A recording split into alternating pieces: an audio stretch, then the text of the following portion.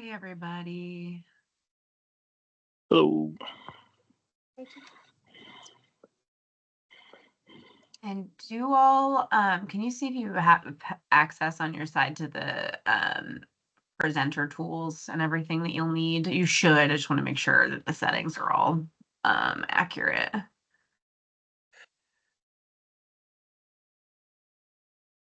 Say presenter tools, what do you mean? I mean, if you're going to be showing slides, if we can you test should just it be out. able to. Oh, sorry, what? So we can test it out now if it's all working? Yeah. All right, let me hit the present in Teams button, see if you guys can see anything.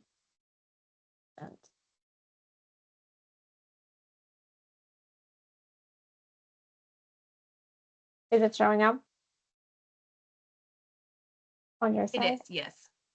Can you see is it hopefully not a presenter mode? You just see the slide, right?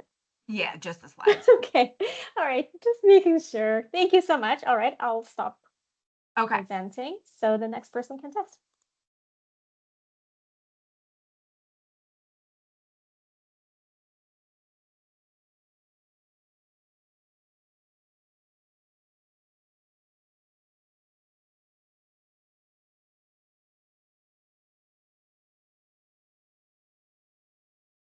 And is my background mirrored or like backwards for everybody?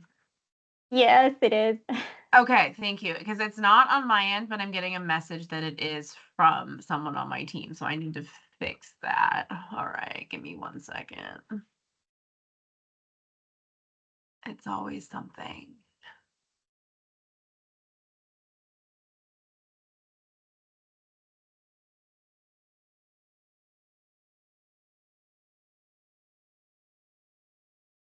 Hmm.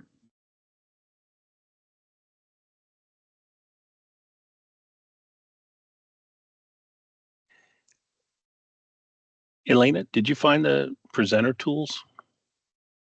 Yeah, so what I did is I opened up my PowerPoint presentation itself in PowerPoint and then clicked the PowerPoint button to present in Teams.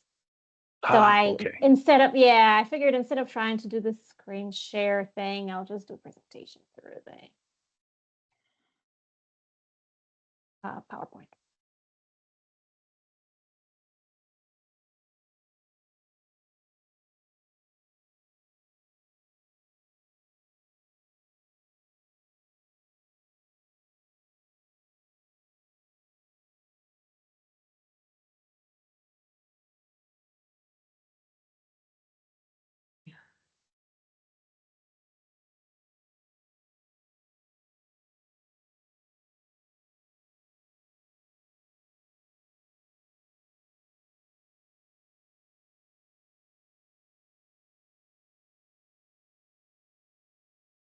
And is my background fixed now? Yes. Yep, it looks good. Okay, it looks backwards for me, but straight for everybody else. That's so weird. Okay. I wonder if because the camera, you have to maybe adjust your settings to mirror or not mirror. Okay. Isn't there something like that in the settings? I don't know. Maybe. Probably. Okay. Well, I'll learn something new about it every day. Okay. Well, thank you all for joining and supporting us on this. I really appreciate it. And we had, I think some of the folks who registered overnight are registering to get the recording afterwards, but we did have it jump from 14 to 29, at least on the registration side. So, which is good.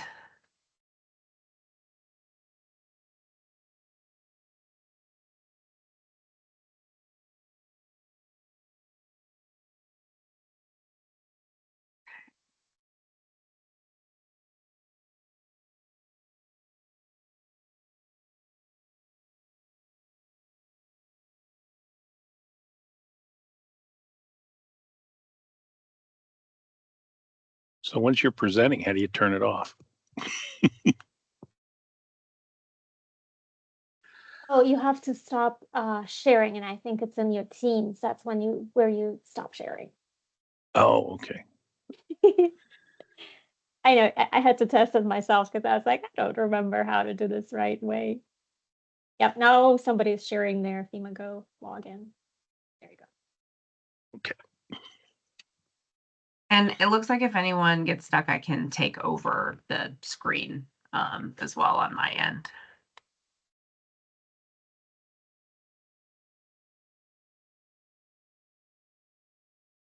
Hi, Rachel, it's Camille. I'm tracking that. I think I was a late addition from the hazard mitigation assistance, and I'm tracking that I'm actually going to go first. So I do have, I have one slide I'm going to show. If I Okay. can just test and make sure it comes through. Yeah. Yeah, of course. We were just having folks test. Okay. I will do that. So good morning and thank you. Appreciate it.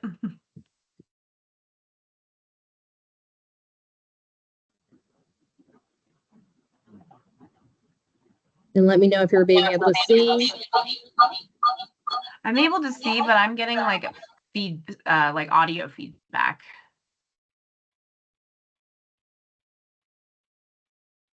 And I'm assuming, how about now? It may That's be because fine. there's other people not on mute.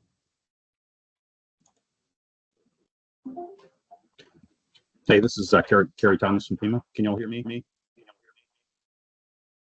Yeah, I'm getting an echo too.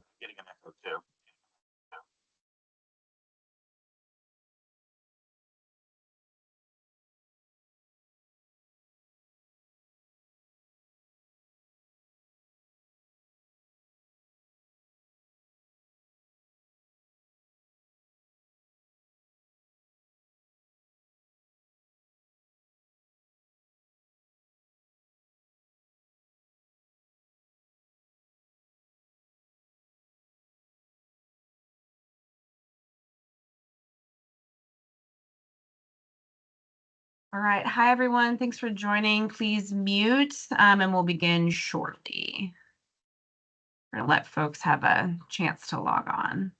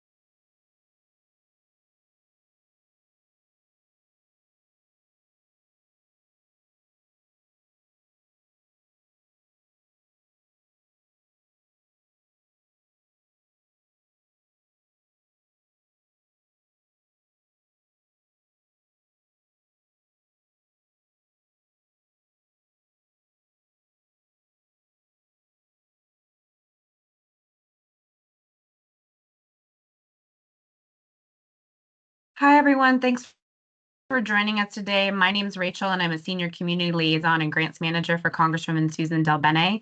This presentation will include a basic overview of grants available to fire safety, disaster, and climate change and emergency management focused organizations from the Federal Emergency Management Agency. We will have time for Q&A at the end, so please drop questions into the chat box throughout the presentation or wait to verbally ask your question at the end. If you emailed your question in advance, we will be sure to cover those as well. Please remember to mute and remember the presentation is being recorded and will be sent around later this week. On this call, there are a few members of Congresswoman's district in Washington, D.C.'s team who cover these issues. I've provided contact information on the slide with key contact information for any follow-up. The Congresswoman's office may be able to help your organizations in providing letters of support for program and project applications to federal agencies, answering questions and researching federal grants, connecting directly with federal agencies, webinars like this, monthly grants newsletters highlighting open programs and other federal resources. If you're interested in signing up for these monthly grants newsletters, please drop your email into the chat or follow the link that'll be dropped by staff. Congresswoman Suzan DelBene represents Washington's 1st Congressional District, which is made up of Snohomish and King counties. She sits on the House Ways and Means Committee and Tax Oversight and Trade Subcommittees and is the chair emeritus of the New Democrat Coalition, which is the forward-thinking moderate arm of the House Democrats. She is also the co-chair of the Hazards Caucus in the House. Additionally, this year, the Congresswoman is pleased to serve as the co-chair of FEMA's National Preparedness Month, which is observed in September annually to raise awareness about the importance of preparing for disasters and emergencies that can happen at any time. This year's National Preparedness Month 2024 theme will focus on empowering Asian American, Native Hawaiian, and Pacific Islander communities to act today to prepare for future risks and disasters. This focus responds to trends that show the importance and barriers of connecting with these communities. Congresswoman DelBene regrets that she could not join us today, but she wanted to share a few remarks to welcome everyone and mark National Preparedness Month. So I'm going to go ahead and play that.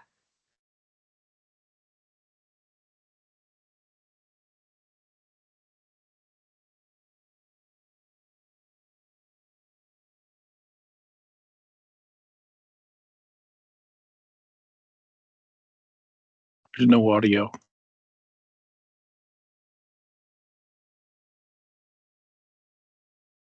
Okay, let me hold on just one moment.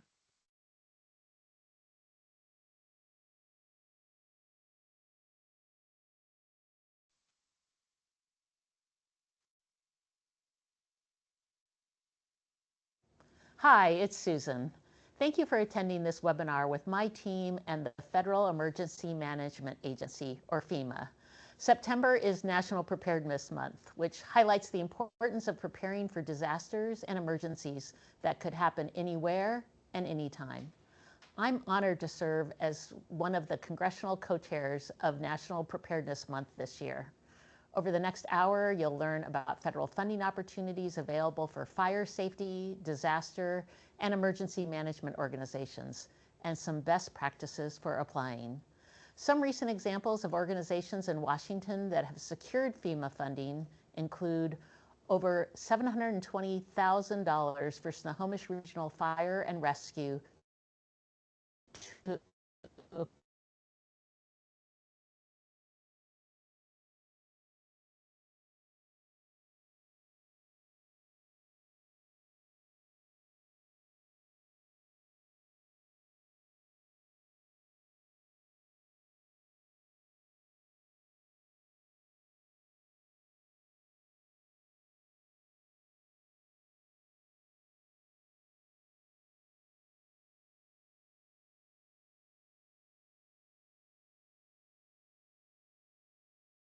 The video paused.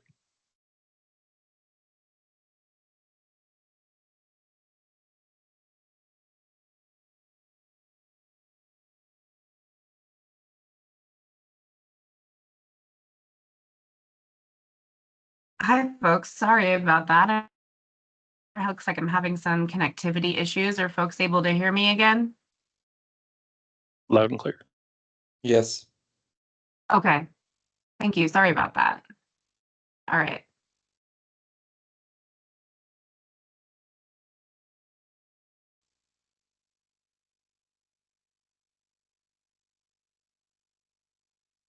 Fire Authority to reduce response times, and over $60,000 for the Stillaguamish tribe for pre-disaster mitigation. I also want to hear about the opportunities and challenges in your organizations and how we can be a resource for you. My office can be helpful in many ways, like writing letters of support for federal grant applications. I want to make sure that you have the information you need to access these resources and put them to work in our community. I hope that you find this presentation helpful. Thank you and take care. All right, with that, I want to introduce our guest from FEMA who will cover the various grant programs that your organizations may qualify for. First up, we have Camille Crane, Acting Deputy Division Director to Hazard Mitigation Assistance, who will cover hazard mitigation programs, including the BRIC program.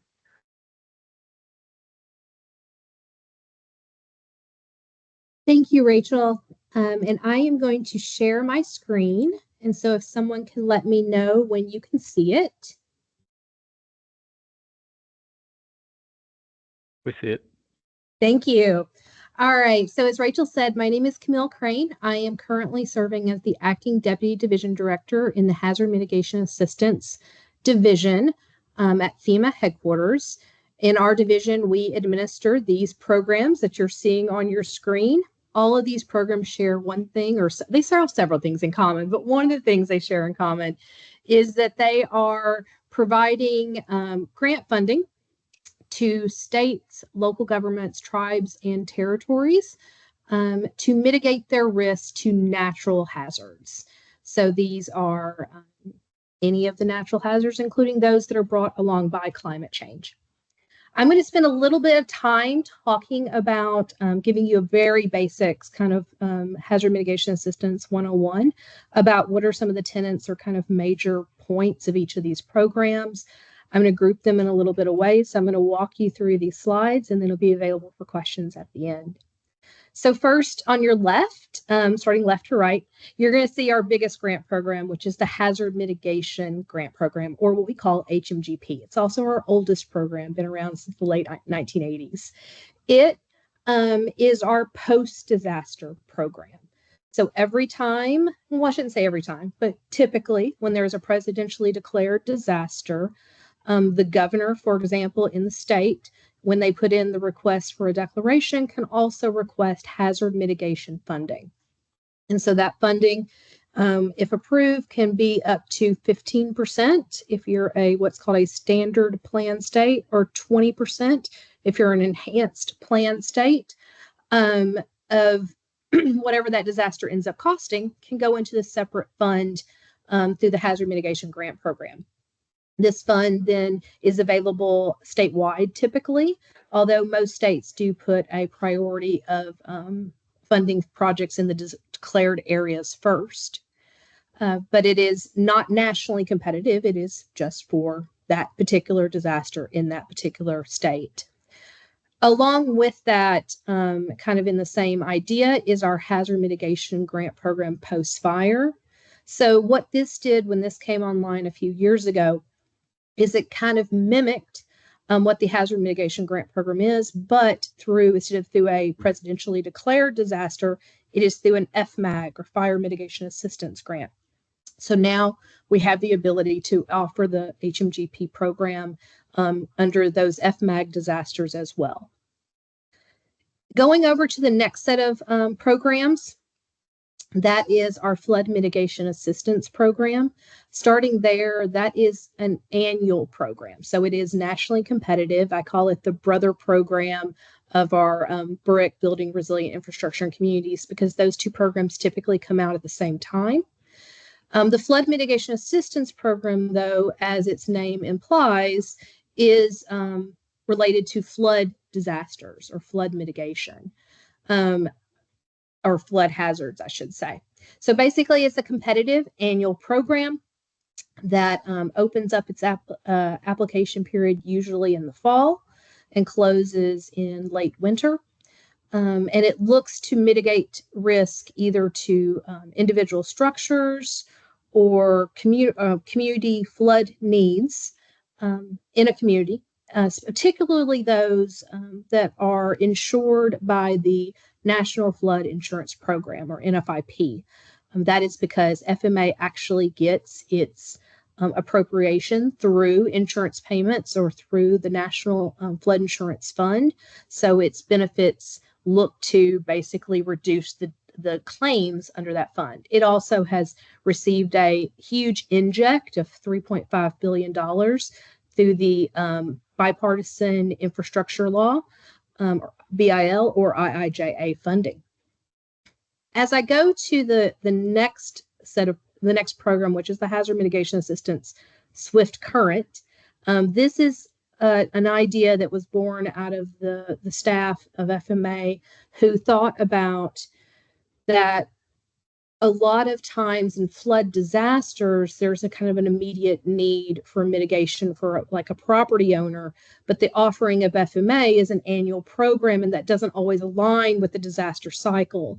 And so they basically are taking a subset of funding that they're receiving under the bill, bipartisan infrastructure law, and have created an offering that aligns with the disaster experience.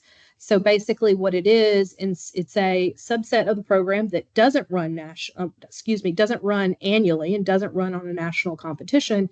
Instead, if there is a disaster declaration and it qualifies in kind of the flood category, the state can receive an activation under FMA Swift Current and receive funding that they can apply for under that offering as well. The next program on the list is the newest of our programs, I should say, which is the Safeguarding Tomorrow Revolving Loan Fund. And it is different. It's the first capitalization grant program that HMA has, or Hazard Mitigation Assistance, known as HMA, has. And so it is different in that all these other programs fund projects.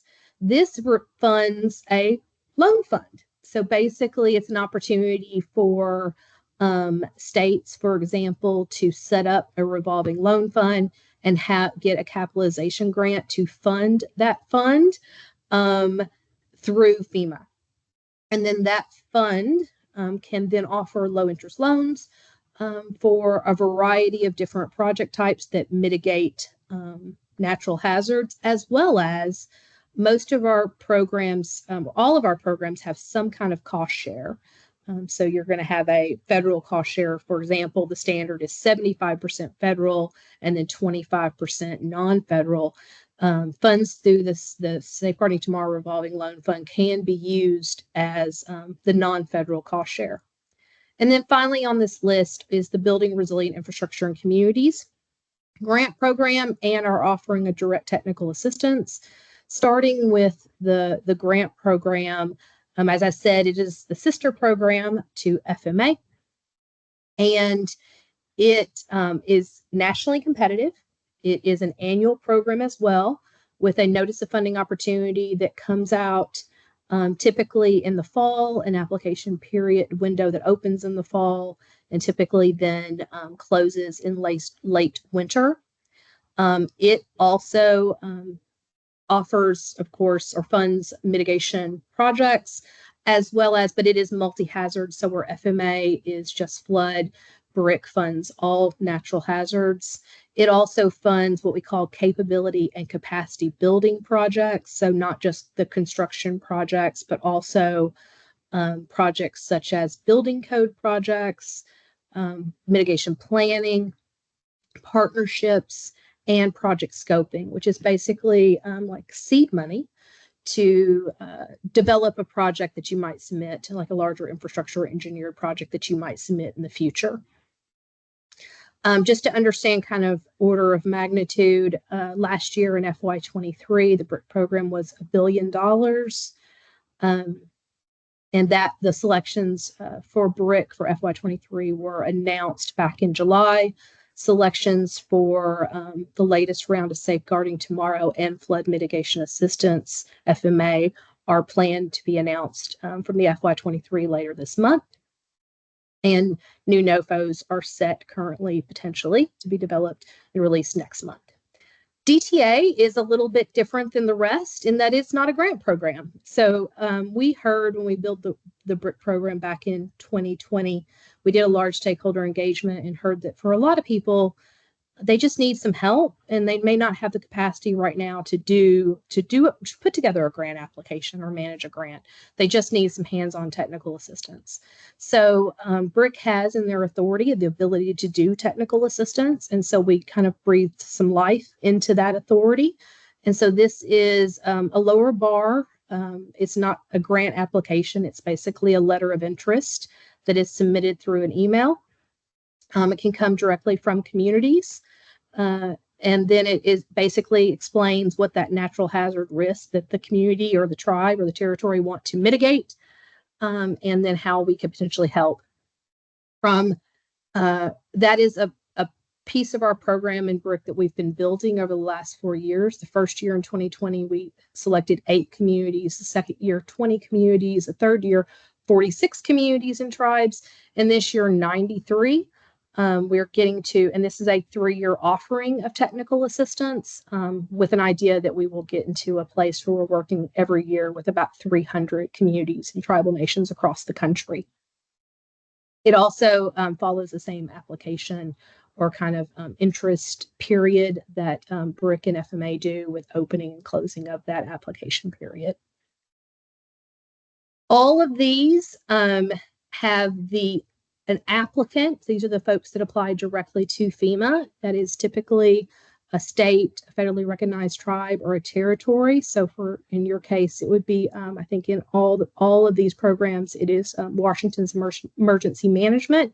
And then sub-applicants, which are typically counties, local communities, other tribal groups, maybe a federally recognized tribe, then apply to the state, for example, with their projects. And then the state will bundle a collection of those projects together, or sub-applications, and submit those as their package or application to either the BRIC program, FMA, or to that offering of HMGP. So with that, I'm going to stop sharing. And I think, Rachel, I turn it back over to you to announce the next presenter. Yeah, thank you, Camille. Next up, we have Kathy Peterson, who will cover the Homeland Security Grant Program. And if I could find the mute button, I would be happy to talk about it. But good morning, everyone, or good afternoon from the East Coast. I will be speaking to you about the Homeland Security Grant Program and the Nonprofit Security Grant Program. And it's, I think, particularly important that I note that it is the 23rd anniversary of the 9/11 attacks, and these programs are with us as a direct result of those attacks. And so let me just dive in.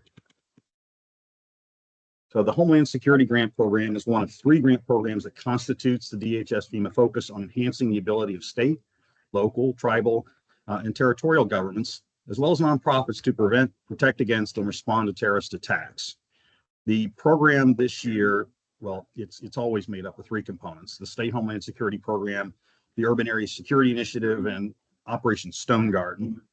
In terms of funding, the State Homeland Security Program this year was $373.5 million. The UASI program, the Urban Area Security Initiative, was $553.5 million, and Operation Stone Garden was $81 million. The SHUSHA program and the UASI program are very similar. Operation Stone Garden is a bit different. Go into each one of them in detail as I go through the presentation.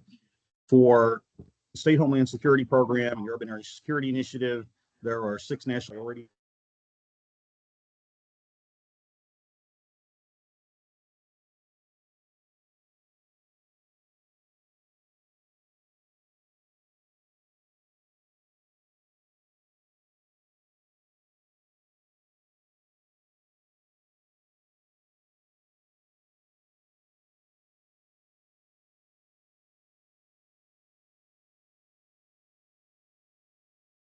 Hi, Carrie. I think we lost you for a bit. Are you still there?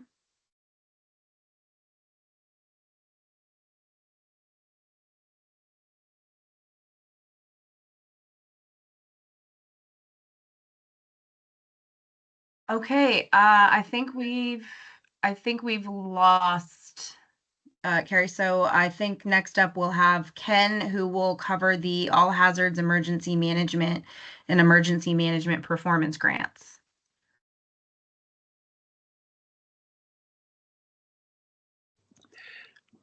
Okay, thank you. I am trying to share my slides. There we go.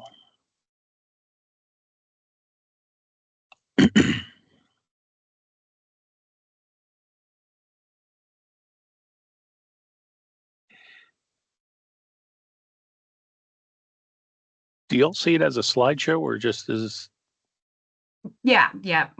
Okay, good. All right. So my name's Ken Puro. I'm a programmatic grants manager in Region 10 here in Bothell, Washington, and I serve the Washington area specifically. So what I'll do is I'm going to go through and just talk about the Emergency Management and Emergency Operations Center grant programs. Yeah. So, but before I do that, what I want to do is I want to talk about there's many different types of grants. You could take a look at that QR code there and scan that. That'll bring you to FEMA's grants page, and it'll talk about all these different grants. We've already talked about some of them listed here, but within the preparedness grants program, which is before there's even a disaster, as opposed to mitigating or post-disaster grants, there's 20 different grant programs. And so the other ones are all listed, some of the other ones are all listed there. It's a pretty extensive group of grants that are available. These are just the congressionally authorized family of preparedness grants. And some of those have been talked about already, and I'm just going to talk about the number 5 and 6. So basically, how do you get a grant? Well, you got to find a grant that meets your needs or supports your project. There are so many different grants. Don't try and parse a grant's purpose to your project. Your project will probably fit nicely in a specific grant. So it's more important to fit the project to the grant rather than set your sight on a specific grant and then try to write to it. Make sure that you understand the eligibility requirements, and if the grant has a cost share, make sure that your organization or your jurisdiction can afford the cost share. With the MPG, the Emergency Management Performance Grant, it's 50%, and with the Emergency Operations Center, it's a 25% match. So the next thing you want to do is to determine the type of applicant you're going to be. Are you going to be the recipient directly, or are you going to get that as a subrecipient, i.e., through your state or some other recipient? And then finally, complete the cost benefit analysis if it's needed, and then you submit the application. So there's a few steps there, but the most important one is to find that grant, and the way you do that is looking in grants.gov. So for EMPG is not a competitive grant. Each state is given a specific amount of money. The total grant is listed there, $13,550,000. So it's a pretty substantial chunk of money. There's 50 states and 6 federal territories that can apply for it, and the District of Columbia. So that means that each recipient should get about 1.8% of that grant. Washington, just locally here, Washington gets $6.8 million, which is about 2.1%. So Washington does a little better than the average. Tribes can receive EMPG funding, but only as a pass-through from the state administrative agency. That's SAA. The state administrative agency for Washington State is the Washington Military District, the Office of Emergency Management. And so that's who actually administers the EMPG fund. So the goals of EMPG are to close capability gaps and to build or sustain capabilities that are identified as high priority. It's a general kind of grant. It's meant to work on capabilities and identified issues. It can be used for a whole host of different reasons, or a whole host of different projects. And by reading the NOFO and discussing it with the state administrative agency, you can figure out what projects your jurisdiction might want to try to attack using this funding.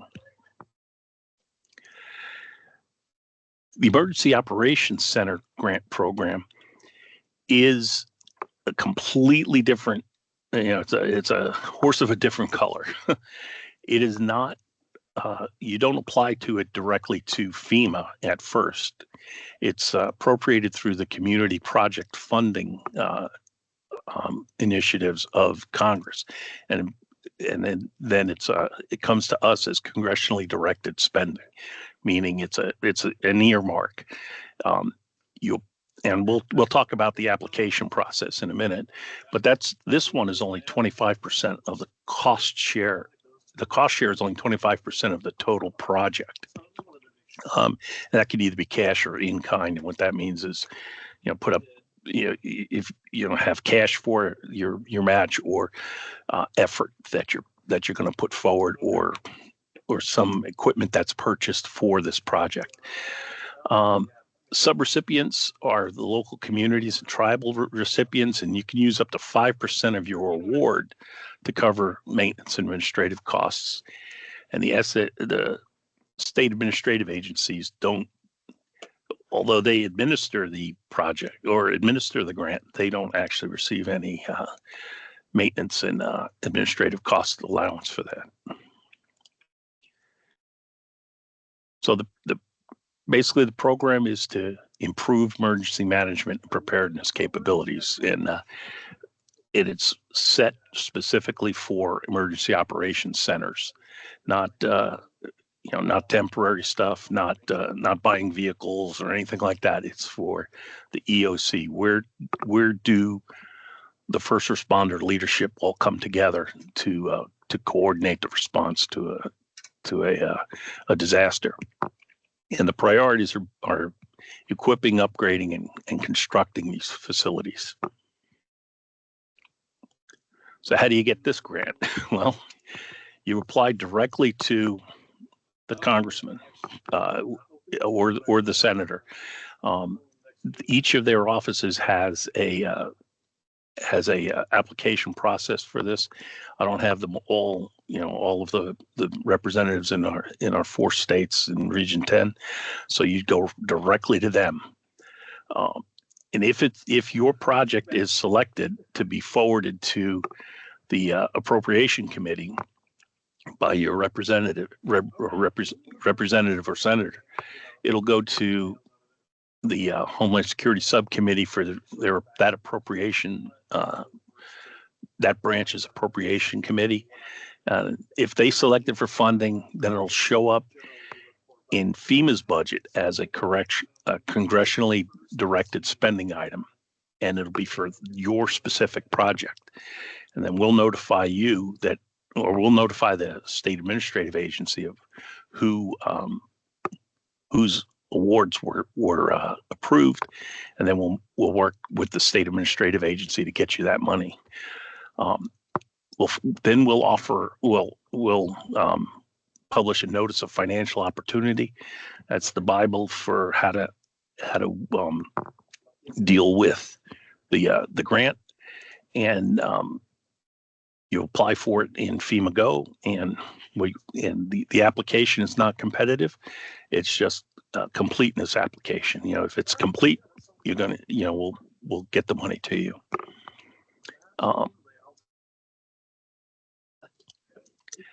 And there are some the other grants that we were going to talk about are fire program grants, and Connor Jackman is my colleague here in Region 10. And Connor, do you want to talk about the FMAG? Hey, Ken, I'm actually going to hand off to Lena and Danielle, who may be on to talk about the non-disaster fire grant programs. Thank you, Connor. Do we want to give a moment to Carrie to continue with his presentation, or can you still have more? Why don't y'all finish? I have no idea where I cut out, Lena. So why don't y'all go ahead and finish, and then I'll just start over. Yeah, that's what I was going to recommend. Thanks. All right. Well, I'll just pass through these right here, and I won't put that up so that you have contact information if you have any questions that don't get answered today, and then I'll be through.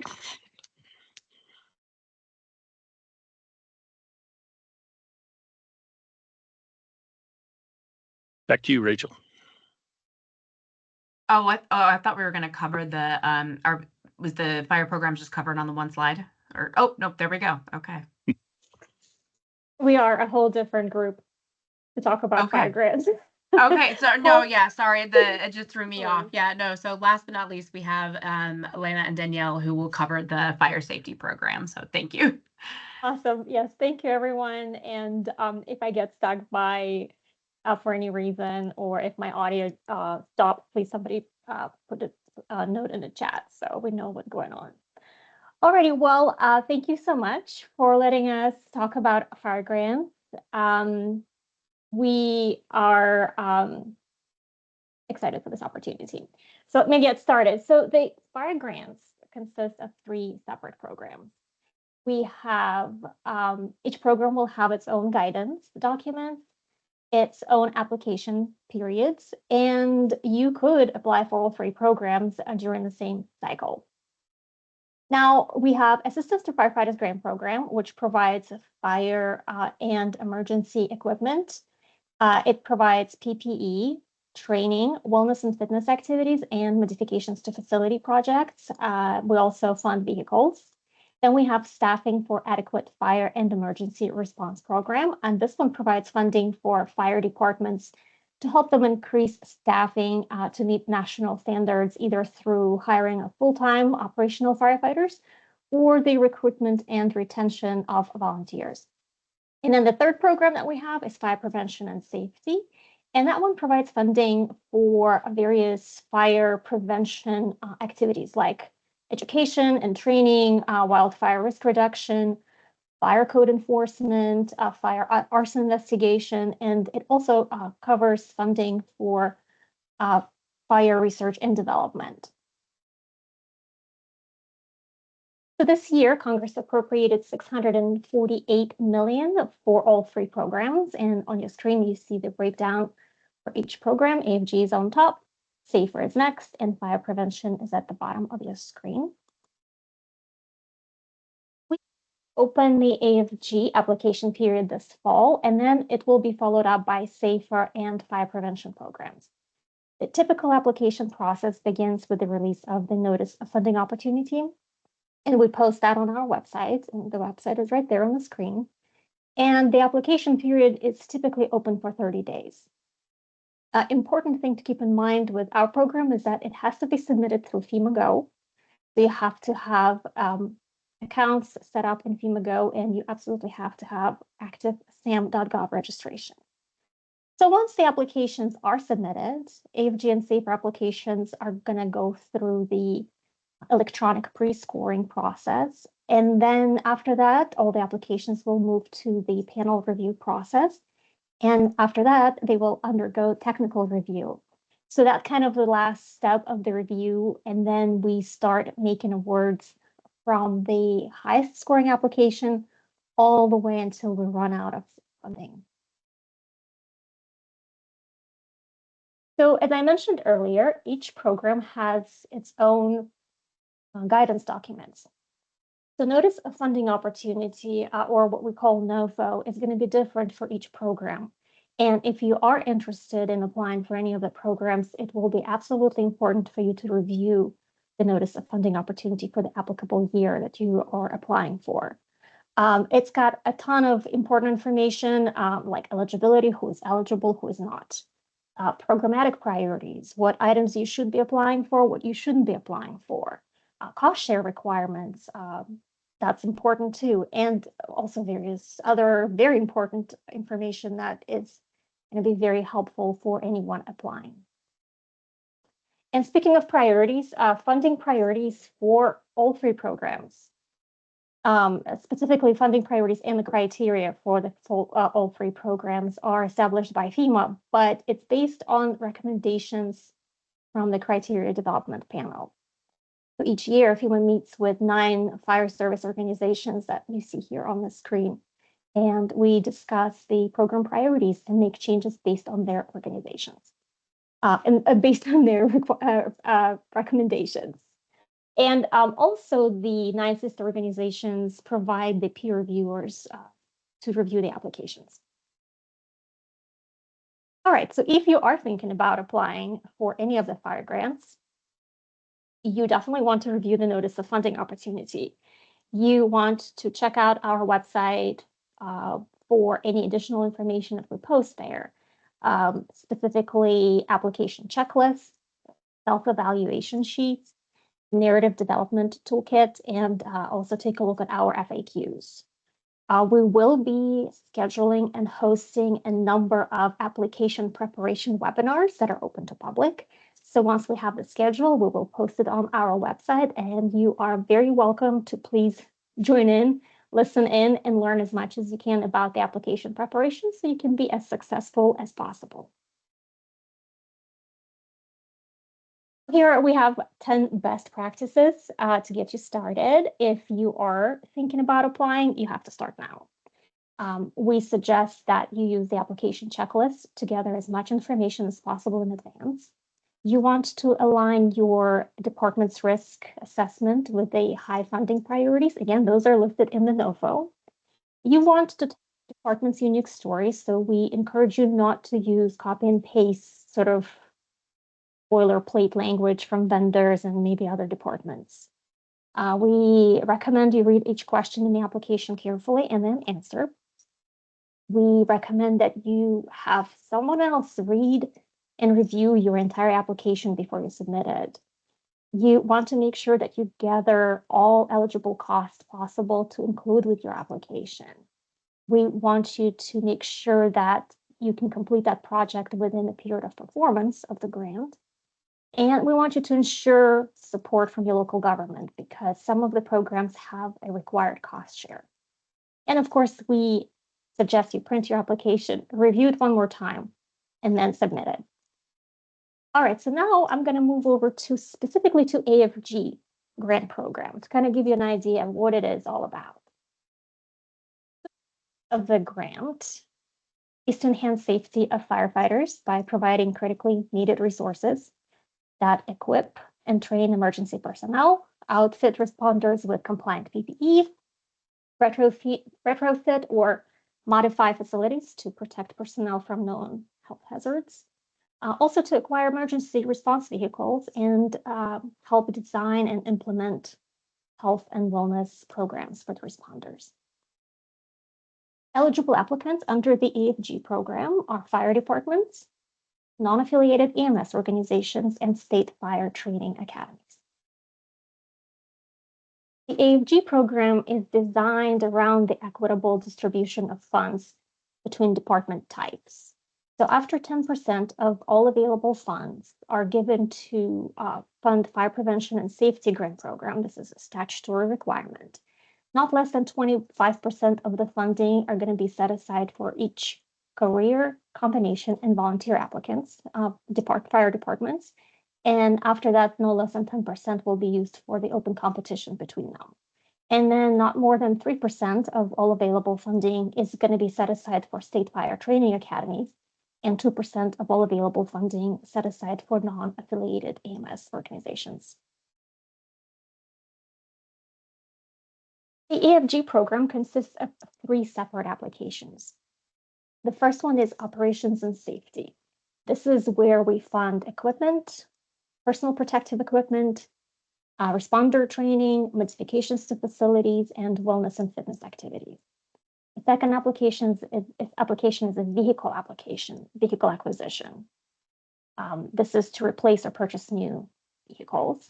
And then the third type is a regional request. Regional request is essentially an opportunity for multiple departments to combine their efforts and submit applications for either operations and safety activities or a vehicle activity.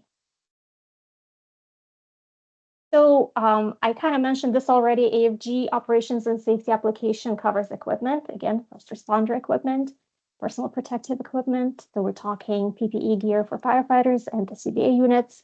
Notifications to facilities typically include source capture exhaust systems and sprinklers and fire alarm systems, wellness and fitness projects for your responders, and of course, training for the responders. Vehicle acquisition is focused primarily on replacement of converted vehicles, and those are tankers and brush trucks, essentially vehicles that were not manufactured for fire service whatsoever, and replacement of vehicles that were manufactured before that 1901 and FPA requirement came in. You can also, purchase new vehicles through the program, vehicles that you don't have. And regional applications, again, it's just an opportunity for multiple organizations serving more than one jurisdiction to get together and request items, activities that benefit everyone. And before we move over to SAFER, I just would like to make sure everyone understands that the AFG program is designed, it's a competitive grant program. And whenever you submit an application, the application is, all applications are sorted by applicant type. So if it's a fire department or non-affiliated EMS organization or state fire training academy, then by community type. So that's community you serve. It's urban, suburban, rural. Then by application type, operations and safety, vehicle, regional, and then based separated by activity that you requested. So it's equipment, wellness, modifications, and then it's separated by item priority, whether it's a high priority item or low priority item, and then additional scoring criteria. And those are all the little sort of items that we mentioned in the notice of funding opportunity and things that we talk extensively during our webinars. So this kind of outlines the way that the program reviews and scores the applications, and we believe that this allows us to allows applicants from like department to compete against applicants from like department requesting similar things. So if there aren't any questions in the chat regarding the AFG, I will move to the next slide, and I believe next section is going to be SAFER section, and I will let Danielle take over. Thanks, Lena. As the slide shows, Staffing for Adequate Fire and Emergency Response Grant Program is commonly known as SAFER.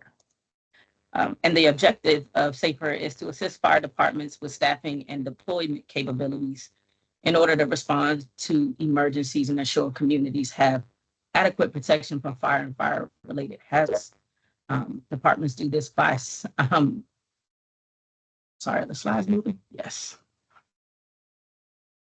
So with enhanced staffing levels, recipients should experience a reduction in response times and an increase in the number of trained personnel assembled at the incident scene. Our goal is to help communities get closer to becoming protected from fire and fire-related hazards. I'm sorry, I don't know what's going on with the slides, but we are here on slide 22 now. Thank you. So FEMA prioritizes using grant funds to bring fire departments into compliance with national standards in the most cost-effective manner. There's additional information in the SAFER program, NOFO, in terms of the standards that we're moving towards. Okay, I think I got the slides. Thank you. So SAFER is composed of two activities. There's the hiring activity and the recruitment and retention activity. Departments that wish to apply for both activities must submit 2 separate applications. And you'll see that hiring is open to career combination and volunteer fire departments. Interest organizations are not eligible to apply for hiring grants. R&R is open to combination volunteer fire departments and national, state, local, or federally recognized tribal organizations that represent the interests of volunteer firefighters. That long statement is essentially what we call interest orgs. Career departments cannot apply for R&R grants. Under the hiring activity, we have 3 different types of applicants. You can apply for a rehire, retention, or new hires. Of course, new hires are new members to the fire department. Retention is firefighters facing imminent layoffs or within 120 days of the close of the application period. And rehire are firefighters who were laid off within the 2-year period prior to the start of the application.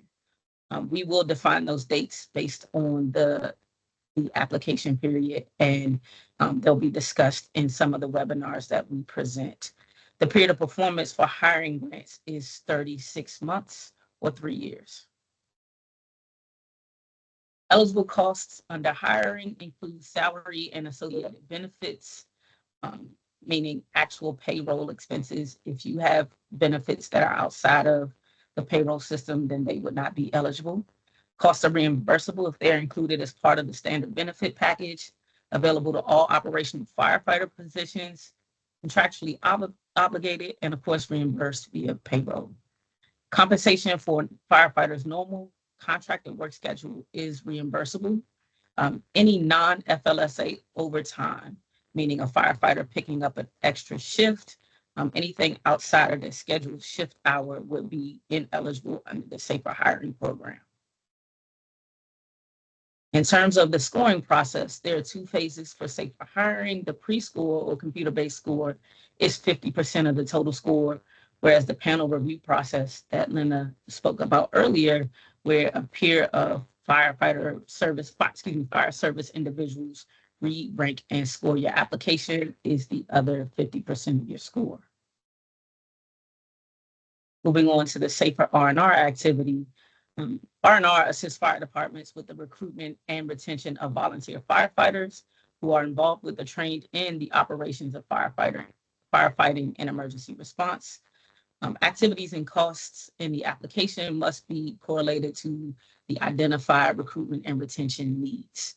The POP on these grants may either be 12, 24, 36, or 48 months, which is essentially 1 to 4 years, depending on the amount of time the applicant indicates it will take to complete the items that they requested.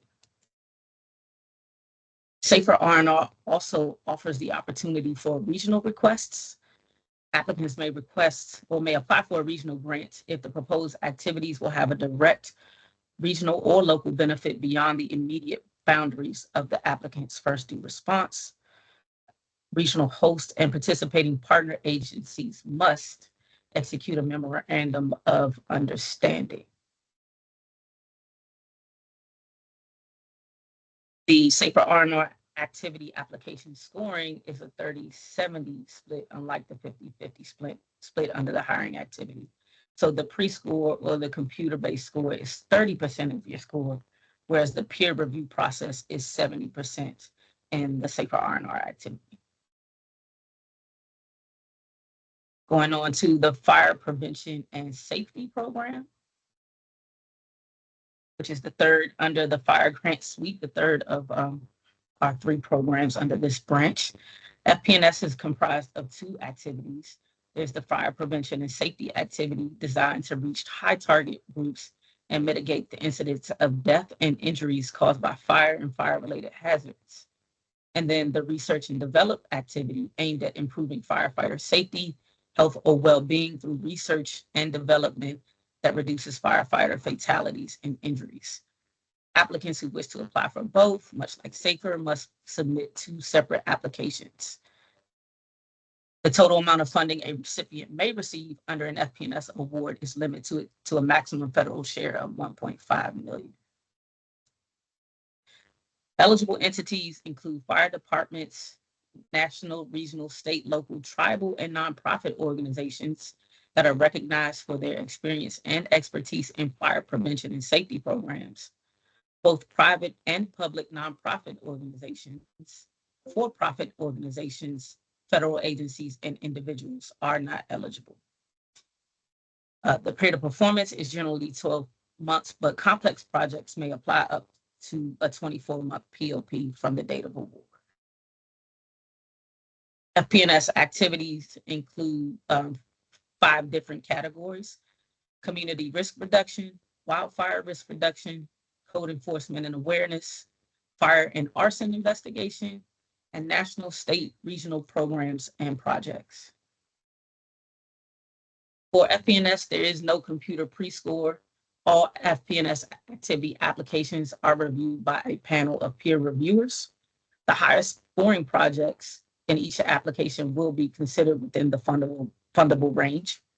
And approximately 75% of funds are allocated to national level projects. FEMA will conduct a technical review of the highest scoring projects to assess the requests with respect to costs, quantities, feasibility, eligibility, and recipient responsibilities. Under the R&D activity, eligible entities include national, state, local, federally recognized tribal and nonprofit organizations that focus on occupational health and injury prevention. Both public and private nonprofit organizations are eligible to apply for funding in the R&D activity, and the period of performance on these grants is 1 to 4 years. The 5 project categories eligible for funding under R&D are clinical studies, technology and product development, database system development, preliminary studies, early career investigation. Again, there's no computer preschool for the R&D. All R&D activity applications are reviewed by a fire service panel, which we call the relevance review. The highest scoring projects, which is about 1/3 of all submissions, then move to the science panel review. Again, the science panel review and the relevance review are for the R&D projects. FEMA will conduct a technical review of the highest scoring projects to assess requests, again, with respect to cost, quantities, feasibility, eligibility, and recipient responsibility. That concludes the section on fire prevention and safety. I always like to share our newsletter, which you can find under firegrants.com. But this is a very long link that will direct you there as well. And again, I'm sorry, it's FEMA.gov/firegrants. That newsletter can be found through that link, excuse me. And the Fire Grants branch also has a help desk that is staffed by firefighters from 8 a.m. to 4:30 p.m. They get quite busy during application period, but they are a wealth of knowledge. So we encourage the members of the public to reach out to them with any questions they may have regarding any of our 3 fire grants. The number there is 1-866-274-0960, but you will also find success in reaching out to them and getting answers to your questions by emailing firegrants@fema.dhs.gov. If there are any questions regarding this presentation, I don't see any in the chat thus far, but you may be able to reach out to that Fire Grants help desk moving forward. Thank you. Thanks, Danielle. I wanted to turn it back over to Carrie to talk about the all hazards emergency management. Thanks. Yeah, I'm here. I really do apologize for the technical issue, but it had one positive benefit. It stopped the echo I was hearing. So I'm really liking that part of it. But yeah, I'm not sure where I cut out. So let me just kind of start from the beginning. My name is Carrie Thomas.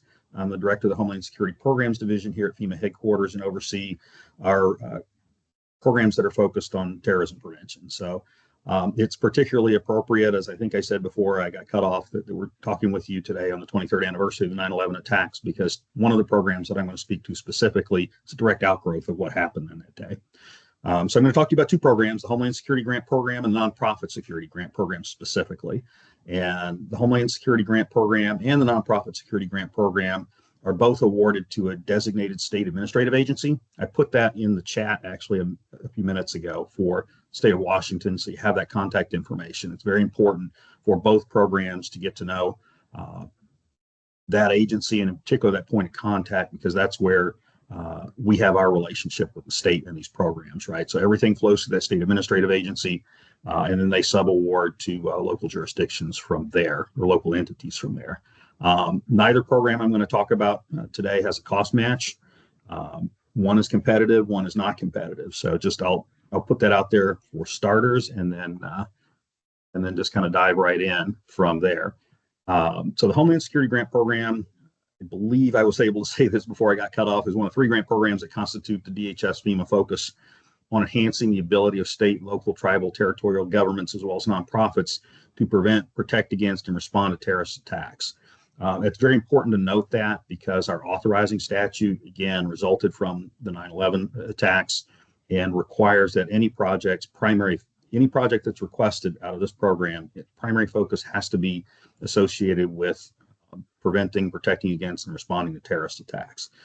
However, this is an important however, we have never said that the equipment or the training or the exercises had to sit on the shelf until that happened. We've always encouraged folks to put the equipment and everything else that they acquired to use. I'll give an example of how that has had huge impacts in certain situations in a minute. The program is a very large program, actually. It's a little smaller than it used to be, but it's still quite large. It's still $1 billion. The State Homeland Security Program is the first component of the Homeland Security Grant Program. It's $373.5 million in FY 2024. And again, we're right in the midst of making these awards. So August, September is kind of our busy season for that. We have to get all of the funding out the door before the end of the federal fiscal year at the end of September. The other components of the Homeland Security Grant Program are the Urban Area Security Initiative and Operation Stone Garden. I'll go through each one of those individually. The OSSI program is the biggest of the 3. It's appropriated at $553.5 million in FY 2024.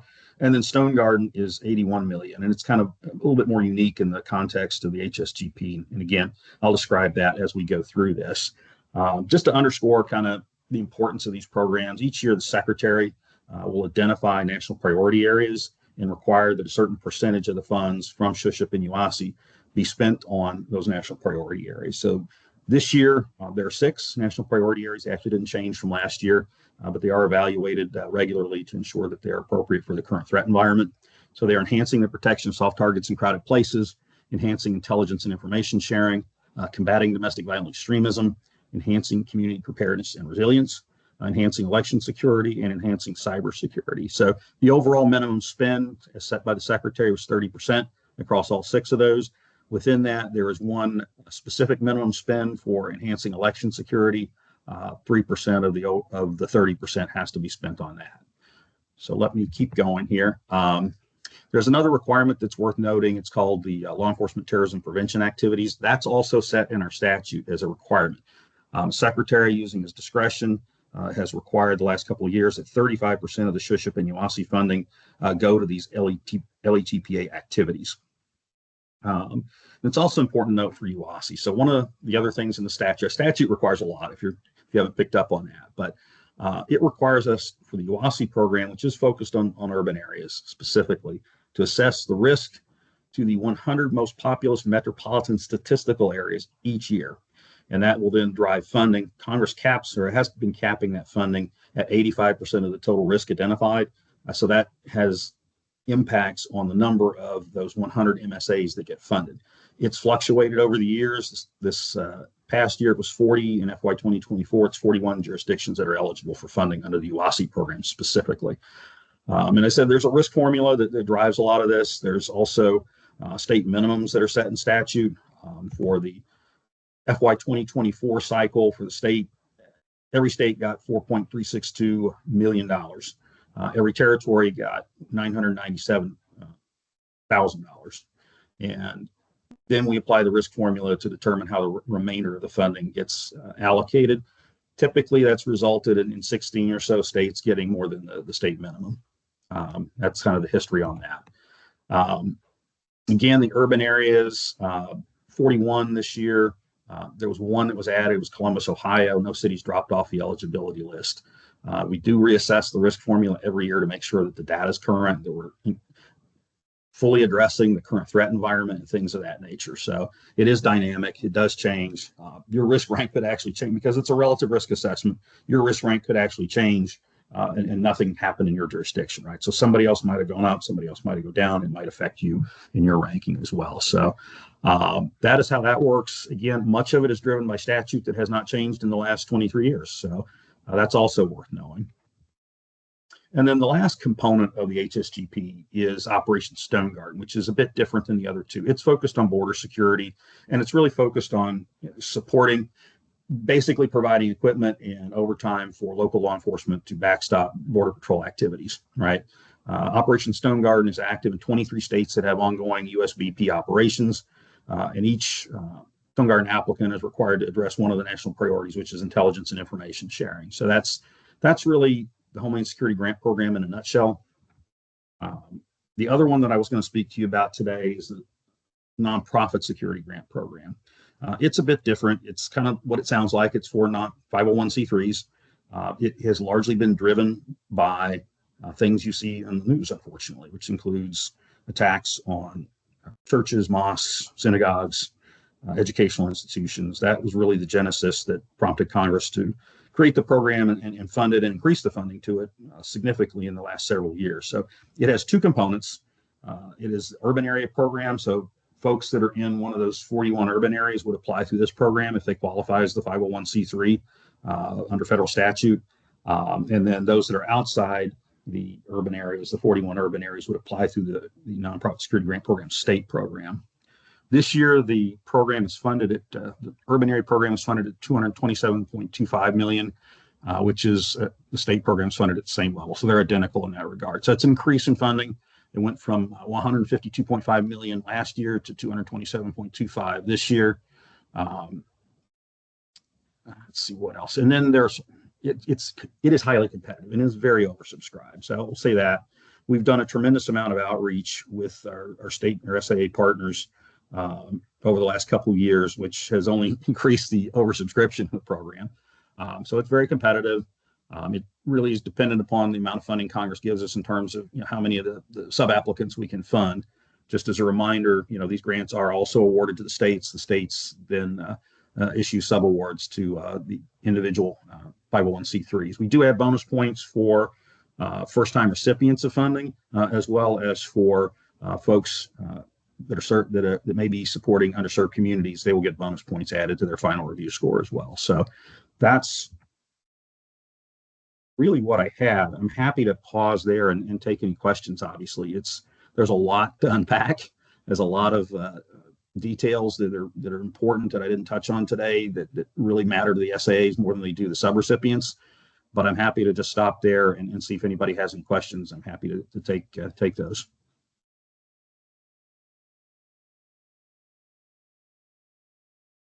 Well, that's great timing because we are going to move into Q&A, and we do have a couple pre-submitted questions. So I'll move to the first one of those. So to what degree can organizations spend BRIC grants once an application is approved? It sounds like this, they believe it is allowed to a certain extent, but they want to know the parameters. Sure. So I could talk a little bit to give some context of when funding can basically be spent as related to a project. There's what we call pre-award spending. This could be work that is necessary to put an application together. So it might be like engineering for a infrastructure project. That can be spent prior to award. You run the risk if for any reason the project isn't approved or awarded, you wouldn't get reimbursed. And also no money can be spent for pre-award that's the actual construction, that's actually breaking ground to construct the project. Once a project is approved and awarded, meaning it's been approved and obligated to the applicant, which in typically the state agency, then it's a conversation or a discussion between that state agency and the sub-applicant, like the county or the local community, about when project work can actually begin and when reimbursement can start happening. With the FEMA approval, so the FEMA approval of a project and obligation to a project will be to that state agency. It'll come with an approval date where work could begin. It will come with any conditions that must be met as a result of that application. And it will come with the funding necessary for the eligible work. But for example, I used to be a state hazard mitigation officer for the Commonwealth of Kentucky. So I know we had, once a FEMA approval came to me at the state, then we had a master agreement or contracting process with that local government that had to be completed before they could actually start work and get reimbursed. So that would then be a discussion with the agency actually that Carrie put into the chat, which is the Washington State Military Department Emergency Management. Great, thank you. And then we have another question. So the new hazard mitigation plan guidance has additional requirements for partner engagement. Snohomish County's Emergency Management Department serves as the statutory emergency management organization for many small cities and towns in the region. Do you have any recommendations for engaging with municipalities without making the requirements for participation too onerous for their limited staff to support? Thank you, Rachel. I will say I saw that question and I asked Cole Baker from our Congressional Affairs Division if he could get that one as a get back. We do not have anyone on the line today from our mitigation planning organization. And so I want them to be able to respond to that question. Awesome. Thank you. I appreciate that. And so I'll circle back with folks on that. And then the last pre-submitted question that we have says, if the stated goal of BRIC is to reduce the risk of natural hazards and disasters for community, and among the objectives are encouraging innovation and focusing on disadvantaged communities, why not provide BRIC funds in a block grant similar to a community development block grant provided by HUD? The competitive process does not appear to encourage innovation and seems to place an additional burden.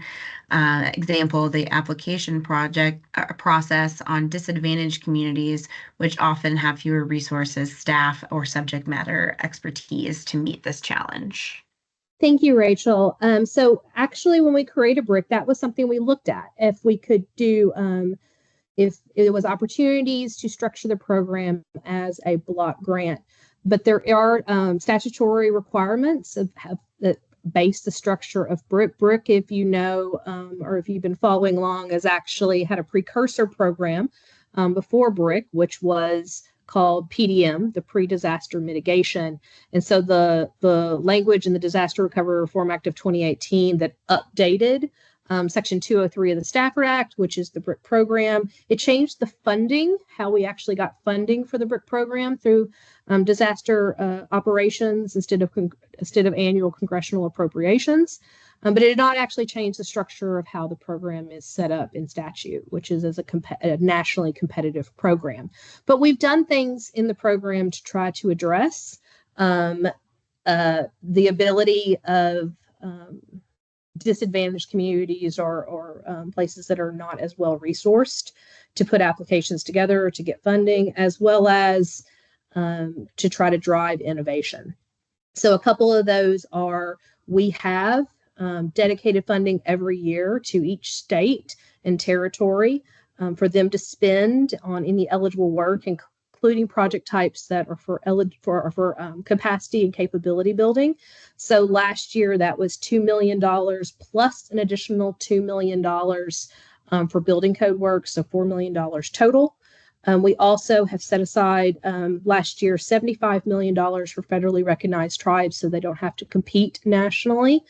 So $50 million through a traditional tribal set aside, as well as $25 million for building code work, which we morphed in selections into other work because we had an oversubmission of just regular work for federally recognized tribes. We also have the offering of direct technical assistance.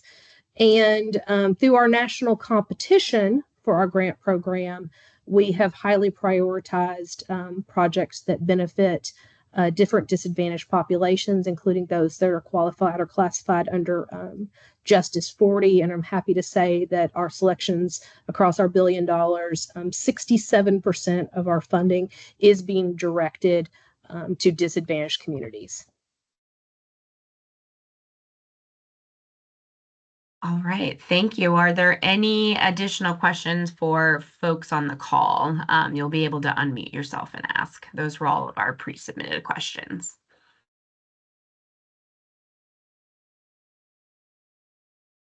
All right, I'm seeing Doug raise his hand. Doug, did you want to ask your question? Yeah, can you hear me? Yes. Great. This is on the AFG. Are there still the folks from AFG on the line? Yeah, I'm still on the line. I'm taking over for Lena and Paul. It's Connor Jackman. Yeah, I just had a couple of questions. First of all, the letters of support that we get from our congressional leaders, how effective are those in the award consideration process, in your opinion? Letters of support are reviewed. However, they do not have any scoring weight, so they will not improve your score overall. Okay. And then I asked a question in the chat about how you determine the makeup of the review panels, and the response was there are 9 major fire service organizations that vet and provide names. And I just was curious because looking at the data for the last 3 years or so, FEMA Region 10's kind of been not well represented as far as the number of awards overall. Right now, we're only at about 3.8% all of Region 10 from where the money's out there. So, and there seems to be a lot of East Coast type of awards that get put on. And I'm just wondering, is the makeup that you're seeing kind of very populated with East Coast type of representatives of those 9 organizations? I spoke with the FEMA Region 10 guy a few years in a row now, and he said that a lot of times they're not well represented. FEMA 10 is not well represented. So I'm wondering how we crack the nut on improving FEMA Region 10's performance in awards each year. Yeah, that's a great question. And as the new FEMA Region 10 fire program specialist for the non-disaster programs, it's something that I'm definitely interested in taking a look at. I've attended panels for the past 4 years, and it's hard to say directly that FEMA Region 10 or West Coast is not as represented.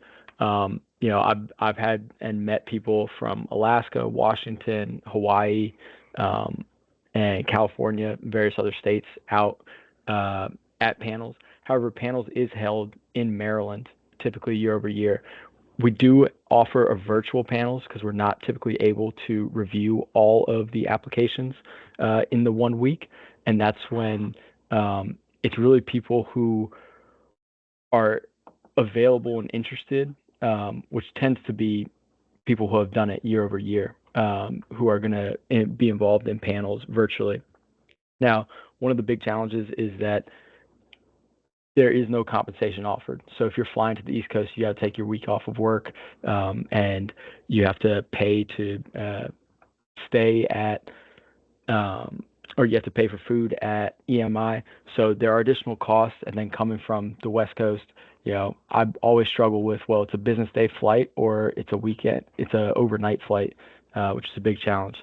The other thing being, I know that having spoken with representatives of several of the 9 major fire service organizations, they regularly struggle to recruit a sufficient number of panelists from within their ranks, because people just don't want to take that time off of work.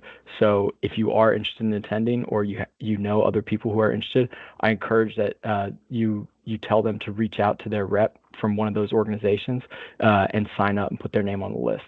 Because I've talked with IFF representatives who said they regularly call the ranks and they just end up going to the same few people who are really dedicated to the program overall, knowing what the application review process is going to look like, and it ends up being the same people that get sent out. As for the statement regarding the number of awards made to FEMA Region 10, that is, now that I moved to the FEMA Region 10 office at the end of April. Now that I'm out here and focusing on FEMA Region 10, it is going to be one of my primary focuses, is tracking all of the applications that we submit year over year, and how many awards are made, and then comparing it to other regions and comparing it to our history of awards. Yeah. I'd also be happy to chat with you more extensively about it. Okay, so you took over from Rich Dunn? I did. Yeah, he retired this year. All right. Yeah. If you're able to provide me your contact information, that'd be great. Sure thing. I'll put it in the chat. Okay. Thanks. Okay. That's all I have. I appreciate Congresswoman DelBene's office for putting this on. Just from my own personal thanks for doing that and the invite. Thank you. All right. Are there any other questions for folks on the call?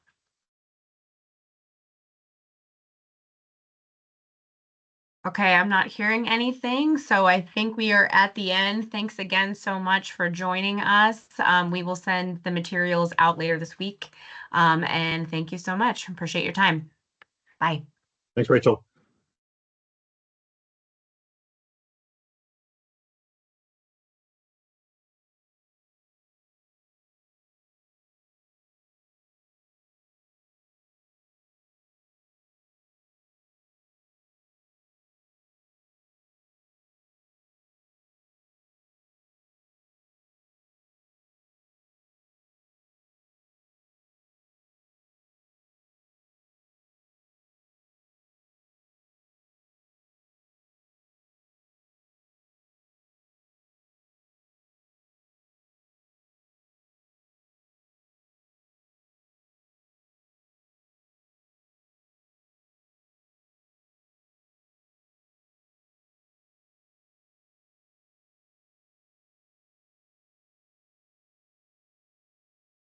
Rachel, you still there?